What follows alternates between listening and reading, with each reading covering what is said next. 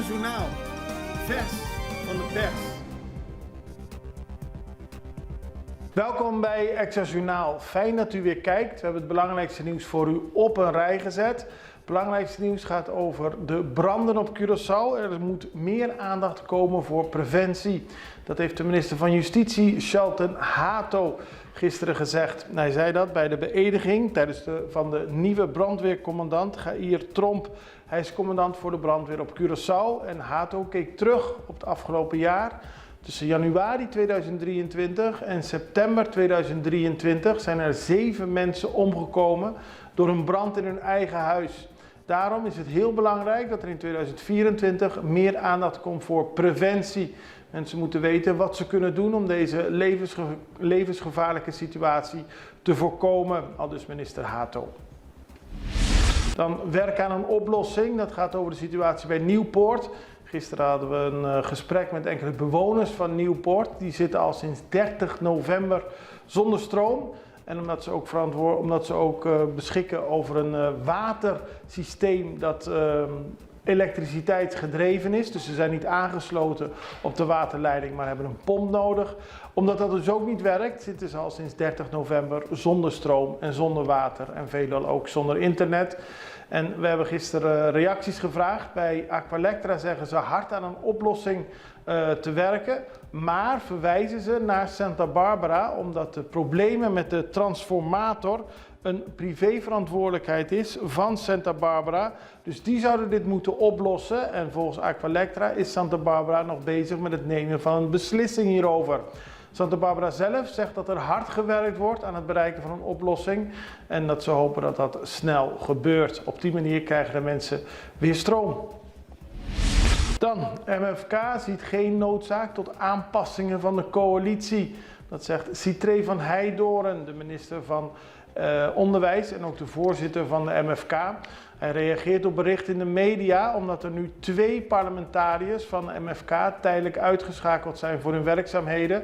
Americo Today is ernstig ziek en de statenvoorzitter heeft haar been gebroken en kan dus ook niet naar het parlement komen. En volgens Van Heijdorren zijn er nu mensen die zeggen dat de coalitie moet worden uitgebreid. Maar hij ziet daar geen enkele reden toe en hij roept ook iedereen op om geen misbruik te maken van de ziekte van anderen. Meer controles op straat, het is aangekondigd. Vanaf 11 december wordt er meer gecontroleerd op straat. Omdat het eind van het jaar is, moet het allemaal veilig verlopen in het verkeer. En er wordt onder meer gekeken naar motorrijders of hun papieren in orde zijn. Maar dat geldt ook voor automobilisten. Gisteren is er een briefing gegeven aan de mensen die de politie daarbij helpen. Zoals de Curaçaose Politie en VKC. En daarna is begonnen met de controles. Bonus voor mensen met onderstand, dat heeft de minister van SOAW, Roedmilda Larmonie Cecilia, aangekondigd. Iedereen die een onderstandsuitkering krijgt, krijgt een bonus van 200 gulden. Die wordt gegeven op 15 december. Het kost in totaal de overheid 1,2 miljoen, maar op die manier krijgen de mensen die het moeilijk hebben toch nog een kerstgevoel met een bonus, aldus de minister. Dan opnieuw Fever-auto in beslag genomen. De politie heeft laten weten dat de tweede auto in beslag genomen is van een persoon die een Fever-video heeft gemaakt bij het pompstation bij Marie Pompoen. Dat betekent dat hij gevaarlijke rondjes reed door het tankstation met alle levensgevaarlijke mogelijke conclusies van dien. Als het misgaat, dan gaat het ernstig mis bij een pompstation. Maar de auto is in beslag genomen, dus er kan in ieder geval niet meer gefeverd worden. En volgens de politie zullen er meer mensen die op een video te zien zijn, die aan het feveren zijn bij Marie Pompoen en het pompstation, aangepakt worden. Dan bezoek van Zelensky, de president van Oekraïne, was eventjes maandagochtend in alle vroegte op Curaçao met zijn vliegtuig. Hij was naar de inauguratie gegaan van de Argentijnse premier Javier Milei en onderweg naar Joe Biden in Amerika. Op Curaçao landde het vliegtuig. Het gaat om een Airbus A319 om te tanken. Zelensky zat erin, maar is er verder niet uitgekomen. Het was ook 2:30 ochtends. En daarmee hebben we even een bezoek gehad van een van de meest besproken presidenten wereldwijd. Sinds Oekraïne is aangevallen door Rusland is er heel veel aandacht voor Zelensky. Nu even een break en dan zijn we zo terug met meer nieuws. Censo está 100% anónimo. Ni CBS, ni a encuestador que está visitado, no que sa derecho de familia en particular. Más bien, nada interesa para colectar información de totalidad, para crear un vista correcto y exacto de Corsou su hogar y habitante.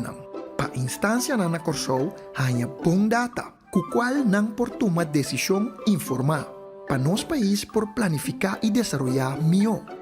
Por ejemplo, ¿cuánto gente empleada y desempleada tiene? ¿Den cuál barrio?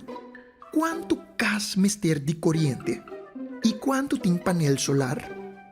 Ora acaba de colectar datos y suman de cifra total, ta desasí de tu información individual. Familia Coopera, SACU Censo 23, tapahanha vista total y anónimo. PCI es familia aquí, ta Coopera. Abodambe? Panosa kom nosta. Dan gaan we even naar Stesia Sint-Eustatius, want daar is nieuws omdat de regering van Stesia met steun van het Nederlandse ministerie van Binnenlandse Zaken en Koninkrijksrelaties een land- en gebouwenregistratiesysteem gaat professionaliseren. Wat houdt dat in? Nou, vanaf deze week voert Nederland Beeldvereniging luchtfotografievluchten uit over het eiland, om op die manier hoogwaardige professionele beelden en data op te leggen. En de verzamelde gegevens zullen helpen de planning op verschillende gebieden te vergemakkelijken. Op die manier kan de overheid beter haar werk doen. Het begint op Stesia, maar zal ook plaatsvinden op Saba en Bonaire. Het zogenaamde dataverzamelingsproject is dus gisteren begonnen en gaat door tot januari 2024. Het wordt gefinancierd door het ministerie van Binnenlandse Zaken en Koninkrijksrelaties. Dan gaan we naar Venezuela, want daar is wereldwijd veel aandacht voor. Sinds de president van Venezuela, Nicolás Maduro, heeft aangekondigd dat wat hem betreft de regio Essequibo bij Venezuela hoort. Dat is een uitkomst van een referendum dat gehouden is in Venezuela en waarbij een ruime meerderheid voor aansluiting van de regio aan Venezuela stemde. Maar zelf in Guyana is men daar niet blij mee. Nu gaan de presidenten van Guyana en Venezuela komende donderdag met elkaar hierover praten. Het zal gebeuren op de St. Vincent en de Grenadines. Deze eilandengroep heeft er ook voor gezorgd dat de twee presidenten bij elkaar gaan zitten. Het twist over het olierijke gebied speelt al eeuwen. Maar in 1899 bepaalde een internationale arbitragecommissie dat het gebied bij Guyana hoort. Op dit moment is het internationaal strafhof bezig met de zaak. En tot die tijd vinden veel landen in de wereld, kan er geen verandering plaatsvinden. Er moet eerst een uitspraak van het internationale strafhof worden afgewacht. Dat zegt ook de Curaçaose minister-president Guilma Pig-Pisas. Die heeft laten weten dat het Koninkrijk en ook Curaçao geen rol speelt in het conflict. En dat het eerst aan het internationaal strafhof is om een uitspraak te doen.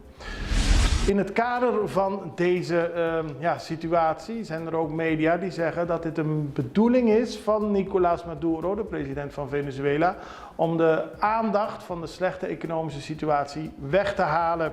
Op die manier zouden mensen zich niet druk maken over de lastige situatie, maar kijken naar een ander mogelijk conflict.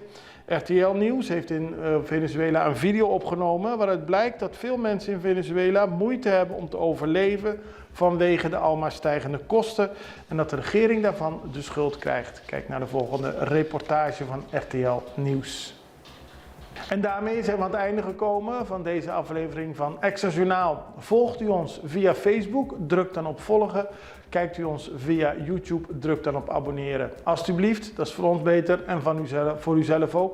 Want dan blijft u zeker op de hoogte van alle nieuwe uitzendingen van Extra Journaal. Dit was het programma. We zien elkaar morgen weer. Tot ziens. Dag.